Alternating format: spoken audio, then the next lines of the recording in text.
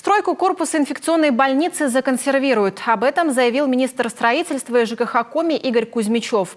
Требования по возведению объектов такого уровня ужесточились. Для продолжения работ необходимо скорректировать проект с учетом новых санпинов, вступивших в силу в прошлом году. После этого объект будет достроен. На федеральном уровне подтвердили планы по дальнейшему софинансированию работ. Детали в материале Ольги Коняевой. Этот вопрос для нас стоит очень остро, потому что ковид у нас никуда от нас не ушел. Строительство республиканской инфекционной больницы. Этот вопрос не сходит с повестки встреч Минстроя и Минздрава Коми уже не первый месяц, а то и год. Новые обстоятельства в этом деле вносят очередные коррективы. Объект, построенный всего на 10%, будет законсервирован. Вот план мероприятий по консервации этого объекта с привлечением Росреестра, постановки на кадастровый учет, оценки данного объекта как объекта незавершенного строительства. Тем временем пациентов продолжают лечить в старых корпусах 1976 года постройки. Республиканская инфекционная больница – ветеран отрасли здравоохранения. Здание морально устарело. Какая уж тут современная медицинская помощь. О новом корпусе заговорили не один десяток лет назад. И строительство началось в сентябре 2020-го, но не задалось. Стройка сегодня стоит, с подрядчиком контракт расторгнут.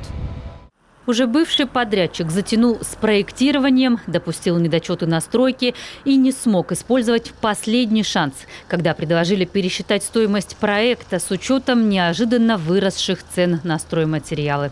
Пока история тянулась, не только смета строительства, но и требования санпинов для таких объектов изменились. И оснащение теперь с учетом импортозамещения.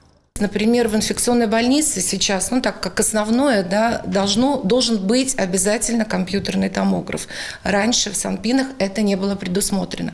Это предусмотрено, конечно, в соответствии с ковидом, потому что вы все знаете, что именно на компьютерной томографии мы обследовали легкие болевших. Как еще пример, бесконтактные смесители, которые должны быть. Раньше в нормах этого не было. Ужесточились санпины по водоснабжению, вентиляции, боксированию помещений инфекционки. Это, с одной стороны, плюс. Корпус будет еще более современным и актуальным для лечения новых инфекций. Но и работы опять прибавилось. Минздрав готовит изменения в медико-техническое задание для корректировки проектных решений. В этом году в плане завершить документальную работу, к концу 2022-го выйти на заключение контракта. Это будет практически новое строительство. И надзорные органы принимать объект будут по санпинам ныне действующим. Создана рабочая группа, федеральный Минздрав, федеральный Минстрой, регион.